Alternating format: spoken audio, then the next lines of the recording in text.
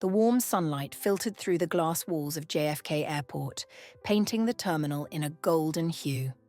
Captain Olivia Walker, dressed in her neatly pressed Army service uniform, clutched her boarding pass tightly as she navigated the busy gate area. After a grueling deployment overseas, she was finally headed home. Her commanding presence and dignified stride turned heads as she walked past, her medals gleaming on her chest. Olivia had seen the worst of humanity during her time in combat zones, and each experience had strengthened her resolve to protect the values of freedom and equality. This was supposed to be her moment of peace, a much-needed break, and to top it off, she had been upgraded to first class on this flight. Her military service, it seemed, was being recognized by the airline as a gesture of gratitude. As she approached the boarding area, she scanned the line and spotted her seat assignment 3A. The promise of comfort, a wide leather seat, more legroom, and peace away from the crowded economy section was a small but meaningful reward. But just as she was about to step into her row, a man seated in 3B shot her a sideways glance and immediately sat up straighter.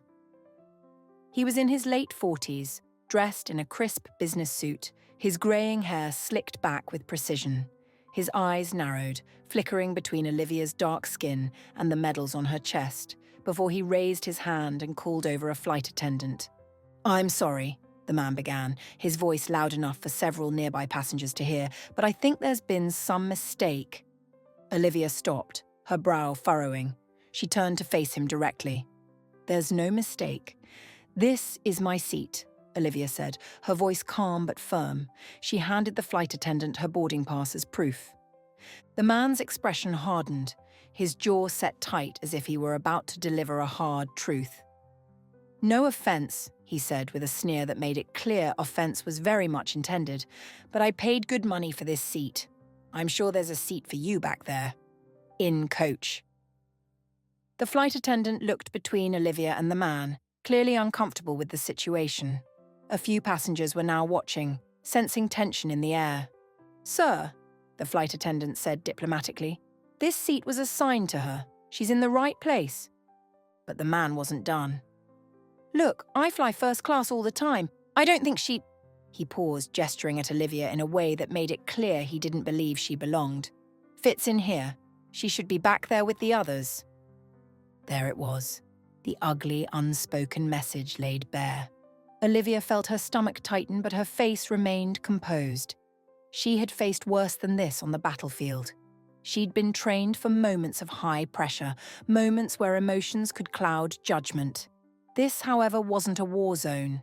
It was something far worse. A man who believed he was superior based on nothing more than the color of his skin and his status. The flight attendant glanced nervously at Olivia, silently offering her an out. "We can find you another seat, ma'am, if you'd prefer." But Olivia shook her head slowly. "I'm not moving." A tense silence followed her words. The businessman smirked, clearly thinking this little power struggle was beneath him, yet worth winning. He leaned back in his seat, his arrogance on full display. "Suit yourself," he said dismissively, "but don't expect any favors." The flight proceeded without incident, at least that's how it seemed to the rest of the cabin. Olivia settled into her seat, her emotions tightly controlled, though her mind raced with frustration. She'd faced injustice before, but it always hit differently at home, where she'd fought to protect the very freedoms this man took for granted. Several hours into the flight, after the in-flight meal had been served, the businessman beside her began to relax.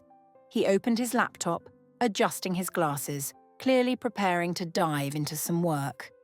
Olivia noticed the man had ordered a bottle of wine from the attendant earlier, and after a couple of glasses, his demeanor had shifted from superior to slightly careless. His self-importance was still there, but it was softened by the alcohol. He looked over at Olivia as if she didn't exist, muttering to himself as he plugged in his charger. However, something was wrong. His laptop wasn't charging. He fidgeted with the cord, pressing the plug into the outlet harder, but still nothing. His frustration grew as he started pressing buttons and muttering under his breath. He glanced at Olivia's side, noticing that her charging outlet worked fine. Finally, with a huff of irritation, he gestured to Olivia again. "Hey," he barked, "your outlet's working. Mind if I plug in over there? I've got an important meeting I need to prepare for." Olivia turned her head slowly, eyes locking with his. She could feel the weight of his assumption that she would comply without hesitation, despite his earlier insult. There was a beat of silence before she spoke. "I'm sorry," Olivia said with a calm but resolute tone, "but I think there's been some mistake." The man blinked, confused. "This outlet," Olivia continued, "it's mine. I don't think it's available for you. No offense." The man's face flushed red, not entirely sure if she was mocking him but sensing the weight of his own words being thrown back at him. "What are you—" he began, but Olivia cut him off, her voice strong but unyielding. "You didn't think I belonged here," she said quietly but firmly, her words clear and deliberate. "So now, you don't get access to what I've earned." The businessman looked around, aware that people were watching now. He shifted in his seat, clearly flustered but too proud to make a scene. Instead, he settled into a sullen silence, his eyes flickering away from Olivia's steely gaze. The rest of the flight passed without further incident. The businessman kept to himself, and Olivia spent her time reading and reflecting on the situation. She was used to fighting battles, ones that mattered, and this man's petty display was far from the most challenging thing she'd faced. As the plane began its descent, the pilot's voice crackled over the intercom, announcing their arrival. When the seatbelt sign turned off, passengers began gathering their things, preparing to deboard. Olivia stood up, retrieving her duffel bag from the overhead compartment when she noticed the businessman struggling with his own luggage. It was stuck. He tugged hard at the handle, grunting, but the bag wouldn't budge. Frustration painted his face and he cursed under his breath. Finally, in one sharp pull, the bag came free, but his grip slipped, and the heavy suitcase plummeted downward, heading straight for an elderly woman seated below. Before anyone else could react, Olivia lunged forward. With swift precision, she intercepted the bag, catching it just before it struck the woman. She steadied it, then gently lowered it to the floor, avoiding what could have been a nasty injury. The businessman froze, his face pale as he realized what had almost happened. For a moment, he was speechless.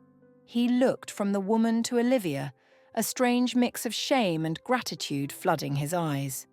He opened his mouth to speak, but Olivia, calm and composed as ever, simply looked at him and said, "No thanks necessary." Without waiting for a reply, Olivia nodded to the elderly woman, who smiled back at her gratefully, and then made her way to the exit. She had fought enough battles for one day. Some wars weren't worth waging. As she exited the plane and walked into the bustling terminal, a sense of pride filled her chest. She had stood her ground, refused to be diminished, and in the end, had shown the true meaning of honor and strength. Not through words, but through actions. The businessman never did catch up to her, and that was just as well. Some lessons didn't need acknowledgement. Sometimes the most powerful statement is the one left unspoken.